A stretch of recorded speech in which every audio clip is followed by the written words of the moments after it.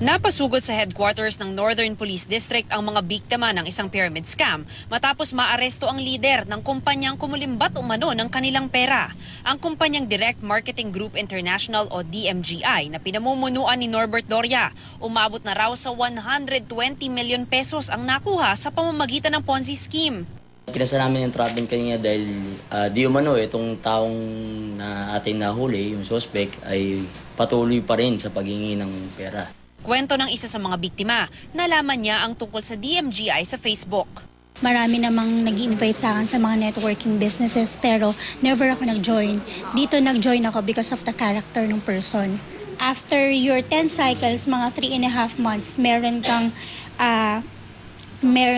yung 1,000 mo magiging 2,000 pesos tapos may libre ka pang 30 kilos ng bigas. So bilang isang simpleng mamamayan, napakalaking tulong. Noong una, regular daw nilang nakukuha ang payout at bigas. Naengganyo pa siyang maging leader sa lugar niya sa Baguio basta't maglabas siya ng karagdagang 127,000 pesos. Inimbita rin niya ang mga kaibigan at kaanak na sumali sa DMGI. Pero noong November 29, inanunsyo raw ng pamunuan ng DMGI na bankrupt na ang kumpanya. At mula nang magtago ang mga may-aring ng DMGI, hinahabol na raw ng ibang investors ang mga leader sa kani-kanilang lugar. Isa sa kanila si Bernadette. Tinatanong namin yung presidente, saan nyo dinala yung pera, ibalik yun lang kahit wag na yun sa amin, yung sa tao na lang. Pero giit ng sospek, wala sa kanya ang 120 million pesos. Naipamigay na rin sa mga tao yun. Lahat po yun?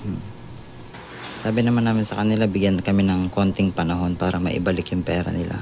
Oo. Hindi naman kami tatakbo. Sige po. So willing naman kami ibalik yung pera nila. Hindi rin daw nagtatago ang mga kasamahan niya, kundi gumagawa ng paraan para maisoli ang investment ng mga miyembro. Bukod kay Doria, pinaghahanap ng mga otoridad ang iba pang mga opisyal ng DMGI na sina Michael Awa, Gerardo Caguindagan at Michelle Doria. Kakasuhan ng syndicated estafa ang mga sospek. Hinihikayat naman ng pulisya ang iba pang nabiktima ng DMGI na magreklamo sa mga presinto sa lugar nila. Paalala rin ng mga otoridad. Alamin natin sa pag-invest kung legal ba ito, hanapan natin ng mga kaukulang dokumento upang masabi natin na legal ang negosyo na pinapasok natin. Upang sa ganun, maiwasan din po natin maloko. Ito ang unang balita sa Caloocan City. Mav Gonzalez reporting.